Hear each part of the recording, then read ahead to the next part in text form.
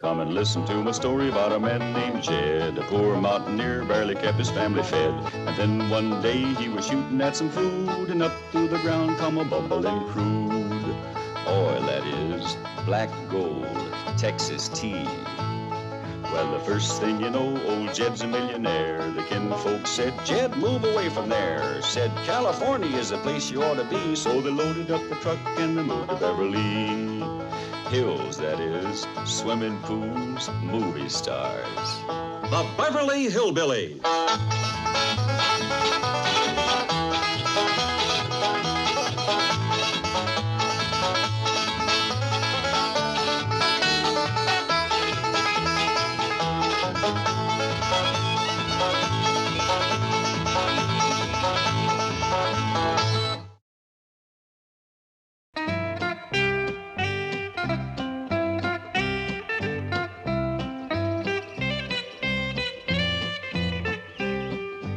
What you cooking, Granny?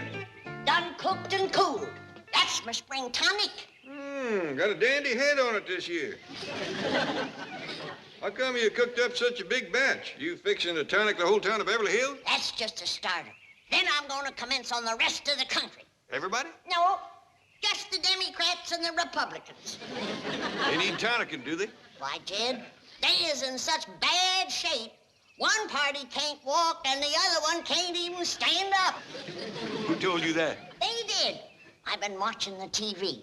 The Republicans claim that the Democrats is dragging their feet. And the Democrats come back and say that the Republicans ain't got a leg to stand on. You got to remember, Granny, come election time, them two parties says a lot of things about each other. That's why I ain't taking no chances. I'm tonicking both sides. I'm glad to see you ain't partial. I'll say this. You get enough of your tonic into them two parties, and this country's gonna have one rip-snorting election. That's why I made it extra strong this year. I figured a little have to go a long way. Now go ahead, help yourself. Well, I'll tell you, Granny, you ought to go first. It's your tonic. Yeah. I have been feeling a little stove up lately. Little achy in the joints and not too spry. They're probably city living. Probably. Well, here's looking at you, Jed.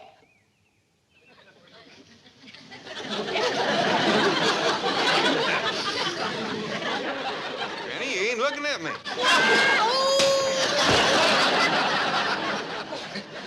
Water. I gotta have water.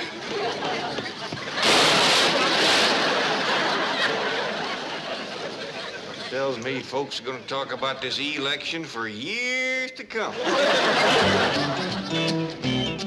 And if at first glance this tax burden might seem somewhat staggering, I feel certain that... Excuse me, I'm sorry. I told you no interruptions. I told you no interruptions. But it's Mrs. Drysdale. Mrs. Drysdale. And she insists on talking to her husband. She insists on... I heard the original. Tell her I'm not in. He's not in. Every time that woman gets on the telephone, the whole day is shot. Oh, but she... No buts. No buts. It's talk. Always the same story. Oh, Milburn, those dreadful hillbillies are at it again. Oh, Milburn, what shall I do? Oh, Milburn, come home. Oh, Milburn.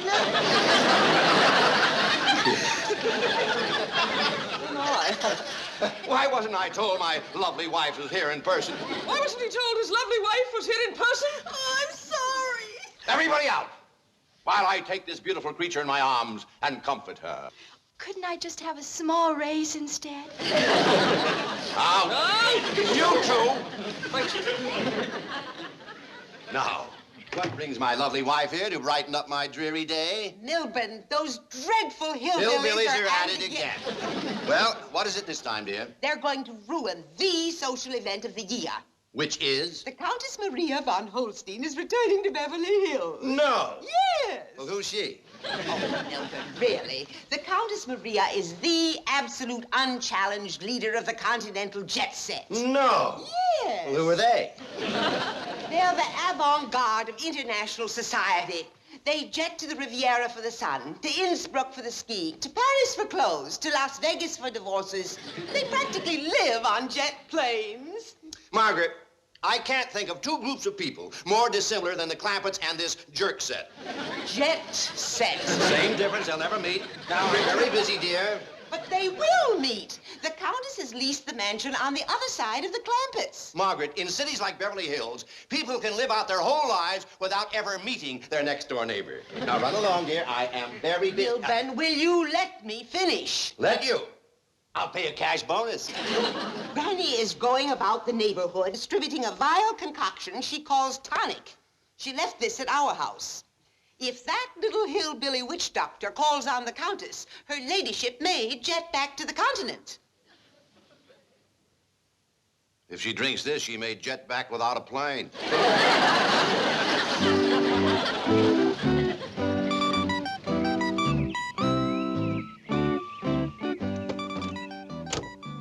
Begging your ladyship's pardon, but are you quite certain you will be able to walk? Walk? My dear Humphrey, I can fly. Thanks to this magic elixir. It's amazing. I've traveled the world searching for the secret of youth and vitality, only to find it here in this quaint, sleepy little village of Beverly Hills. Are you sure the little gypsy woman who makes this tonic lives here, in this mansion? Yes, madam. Her exact words were, "Howdy, neighbor. Williams lives yonder," and pointed to this house. Oh, well, as one of my husbands used to say, it takes many hounds to make the pack. That was your fifth husband, madam, the Earl. Oh, yes, charming man. You know, Humphrey, I may marry again, possibly an American this time. Begging your pardon, madam, I don't believe there are any titled Americans. Oh, well, who cares? I've married a count, a duke, a baron, a marquis, and an earl. This time I want a man with red blood in his veins.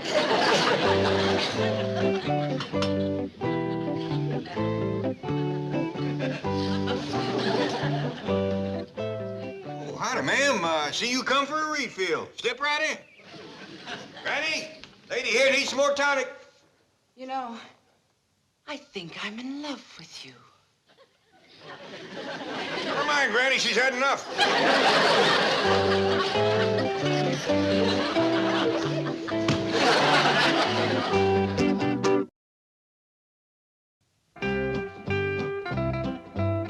Hey, Granny! Granny, you hadn't ought to left this pan of tonic for him out by the kettle. Where'd it go to? Old Duke and Ellie's rabbit lapped it up. Is he all right? Oh, sure, it didn't hurt him none. But that old hound dog is sitting in the top of the elm tree, steady as a squirrel. On the top of the elm tree? Well, how did he get up there? Your rabbit chased him up. Go get him down, Ellie. Yes, I'm Granny. Oh, be careful, Ellie. Now, he growled at me. I ain't scared, old Duke. It wasn't Duke, it was the rabbit. Hope them Democrats and Republicans don't go to scrapping when a tonic them. Now get a hold of yourself, ma'am. To the best of my recollections, we ain't even met before. I reckon you got me confused with somebody else. Who's she, Jed? Somebody wanting tonic? Yes, yes, and make it a double this time. Now, hold on, Granny. Don't worry, Jed. I know that look. She'd been over-tonicked. Just leave the room. Oh, shucks, Granny. Boy, do what your granny said. Always getting thrown out. I'm gonna get married and have my own house and throw other folks out. Get her setting down, Jed. I'll fetch some catnip tea. That'll work again the tonic. Won't you set a spell, ma'am? Yes.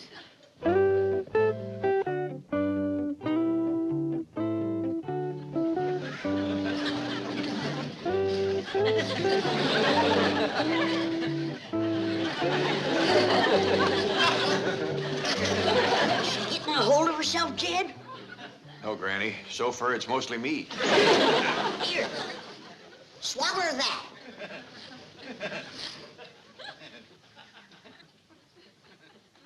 Granny, I reckon you better commence cutting your tonic for city folks. Appears to be a mite too powerful for 'em. I reckon a better. How you feel now, ma'am? Fine, thank you. Are you the little lady who makes this tonic? I am. Oh, this here's Granny. I'm Jed Clampett, and the young'uns, Ellie B and Jethro, is outdoors. Oh, and Mrs. Clampett? Well, I'm a widower, ma'am. Well, we really must get better acquainted. I happen to be unattached. If you need hooking up, I'll do it. Granny, I reckon that was just a tonic of talking. I mean, I have no husband at the moment. I'm the Countess Maria. Countess? Yes. My last husband was an earl. Oh, well, I got a cousin that pretty near married to Earl. Really? Yeah, Earl Scruggs, you know him? No, I don't believe so. Maybe you know his partner, Lester Flatt. No. Well, he's on the Grand Ole Opry. Oh, opera stars. Yeah, down there with Minnie Pearl. Do you know her?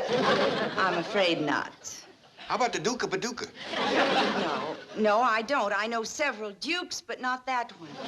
Oh, I've just had a perfectly marvelous idea. I'll give a huge party so that your friends and my friends can get acquainted.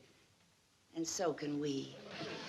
Well, that's mighty neighborly of you, Miss Countess. Or is it Ms.? Just call me Maria. Granny, instead of champagne, may I serve your tonic? Well, I don't know, Marie. Oh, please, it'll simply make the party. What do you think, Jed?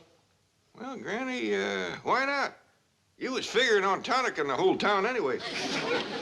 Save you a heap of walking pushing that wheelbarrow. Serve it blowing from a fountain into a huge punch bowl. We'll call it the Fountain of Youth. Granny! Granny, Mrs. Drysdale dumped your whole kettle of tonic into the cement pond. What? All of it? Yeah, must have been 15, 20 gallons.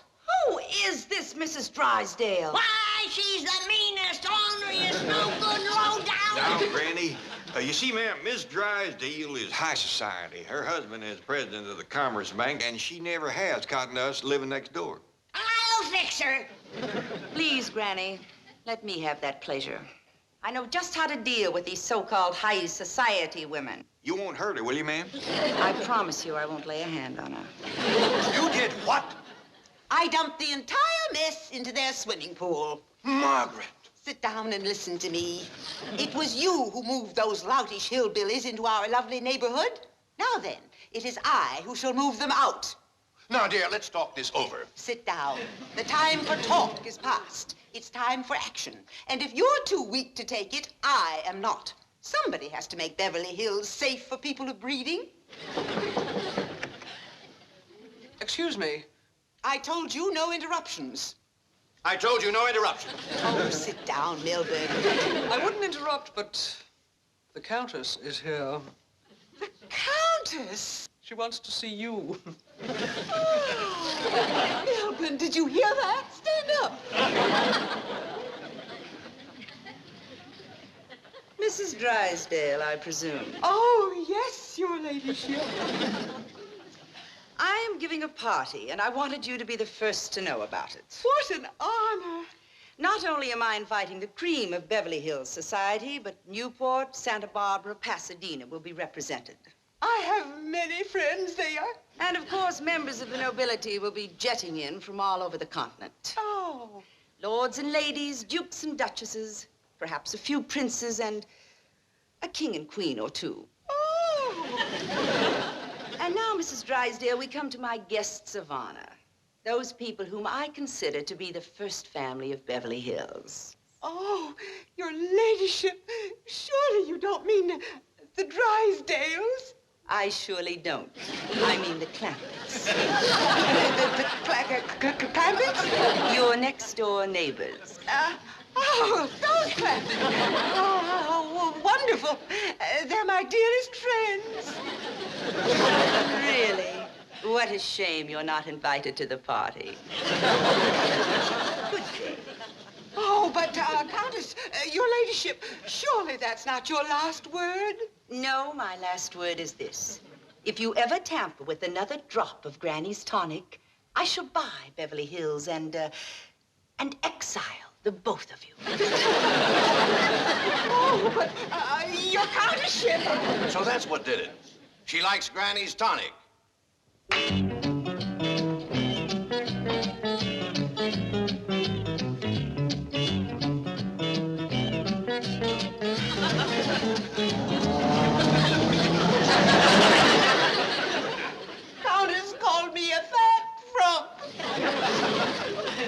Milburn's fault. If he'd taken action when I told him to, this tragedy could have been averted.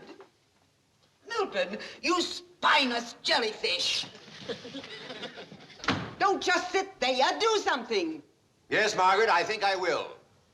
Something I should have done a long time ago. Milburn, that look. I don't like it. Milburn! What's happening? He's paddling her.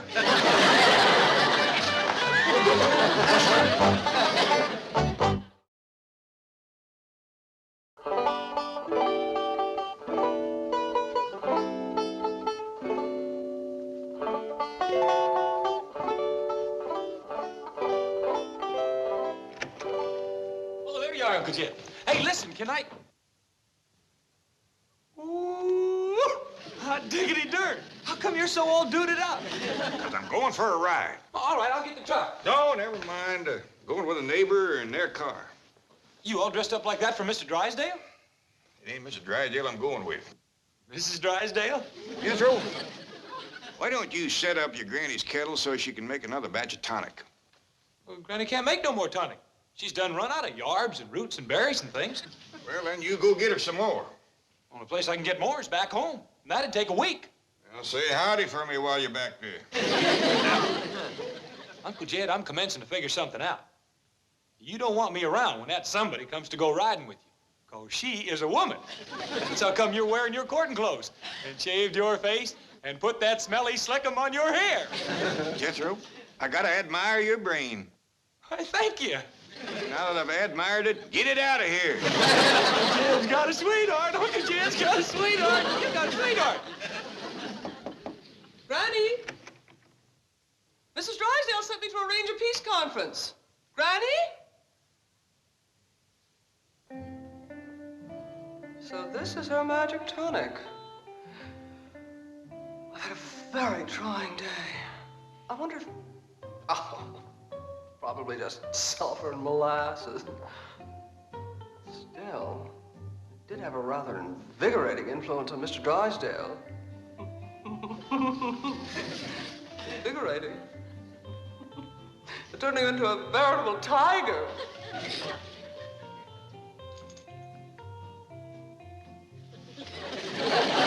With a Fenwick, huh? Is that it?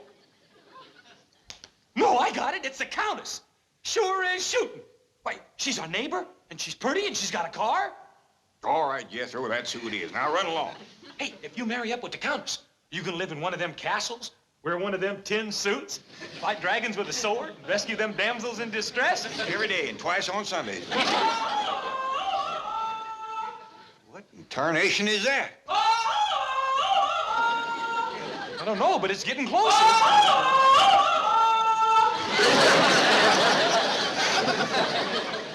Jethro, come here. Yeah, boy, Miss Jean called you. I know, but she's got a kind of funny look in her eye. Yeah, I've seen that look before. Jethro, I said come here. Jethro, you going or ain't you? Unless you come with me. I got my own problem. You find Granny and ask for some catnip tea. But I don't like catnip tea. Not for you, for her. Be quick about it. Here she comes.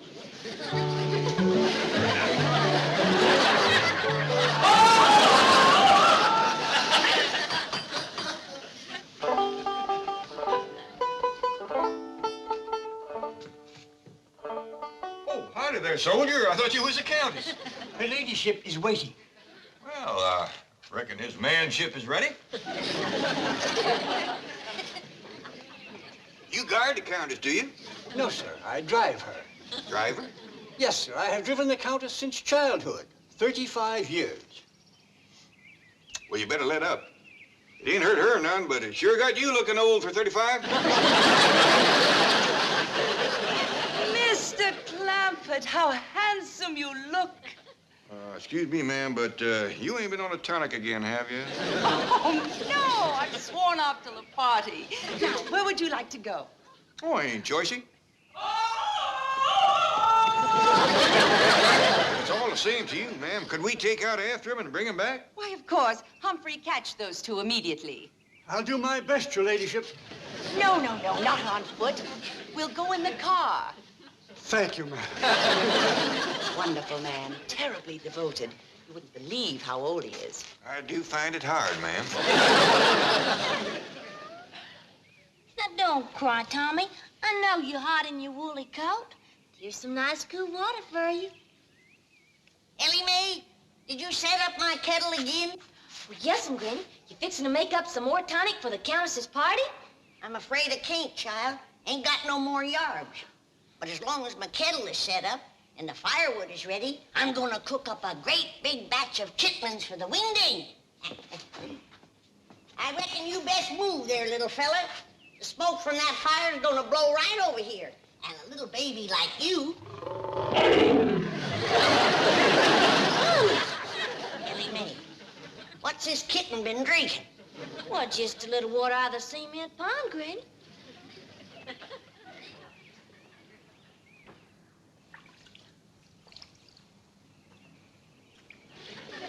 Well, I'll be doggone.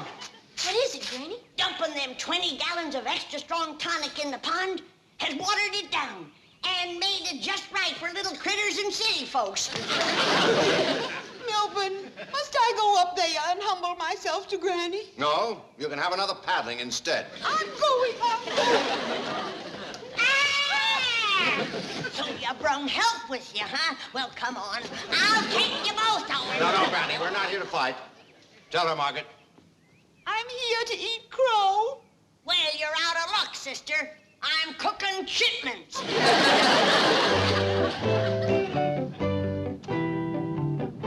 Come on, Jethro. Safe to get out? Of course it is. We left Miss Jane 3 miles up the road. Hope she don't get hold of no more tonic. I never seen anything run as fast as that woman. What can't you? Shall we pursue them, sir? No, running at 6 miles top speed probably took the edge off her. Countess, do you mind having the party here instead of your house? Granny, I've almost given up the notion of having a party at all. Mr. Clampett tells me that you have no more tonic. Got a whole pond full of it. And it's been watered down and run through the filter so it's just right for city folks. Come on in, I'll show you.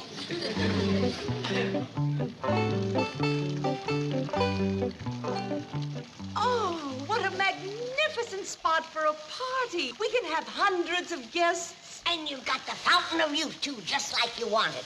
Folks can just pass by and fill their glasses. Looky here. Ain't that pretty? Here, Countess, try one.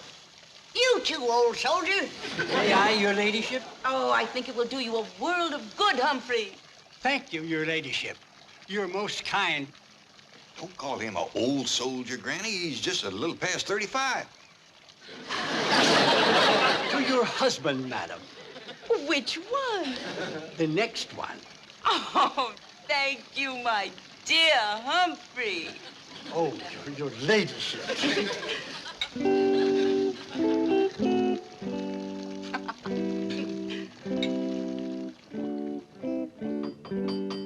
I'm coming. This party life is too much for me up half the night. Good morning, Granny. Good morning. Granny, how can I ever thank you for last night? It was a dandy wedding. The tonic flowed like water. And to think that I was there in person when the Countess married her 6th husband. Oh, by the way, the bride and groom up yet? Ain't heard a peep out of them. Well, come on out to the kitchen and have some coffee. Oh, Good, thank you. Good morning, dear friends. fabulous wedding party. Well, good morning, Countess. How's the groom this morning? Wonderful, simply wonderful. The kitchen is this way, Countess. Where you going? To the fountain of youth.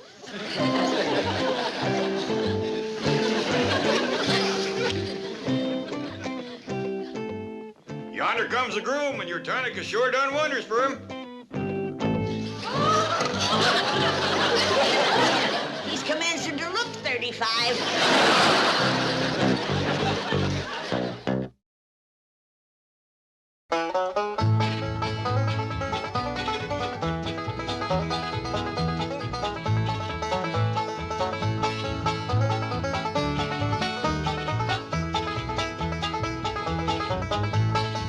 it's time to say goodbye to Jed and all his kin. They would like to thank you folks for kindly dropping in. You're all invited back next week to this locality to have a heaping helping of their hospitality. Hillbilly, that is. Set a spell. Take your shoes off. Y'all come back now. Here? This has been a Filmways presentation.